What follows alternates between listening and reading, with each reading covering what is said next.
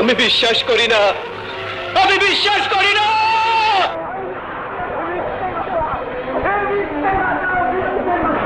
পারে না, আমি বিশ্বাস করি না। অনেক সাধের ময়না আমার পিঞ্জর ভেঙে চলে যায়। প্রেমের সমাধি সিনেমায় বাপ্পারাজের অভিনয়টা খুবই ইউনিক ছিল। আমরা সবাই মনে করেছিলাম বাপ্পারাজ আমাদের যেই অভিনয়টা দেখিয়েছিল তার কারো পক্ষে করা সম্ভব নয়। এই যেমন ধরা যাক চাচা হেনা কোথায় ডায়লগটা, বা আমি বিশ্বাস করি না ডায়লগটার কথা। চাচা, বাড়িঘর এত সাজানো কেন? আর হেনা কোথায়?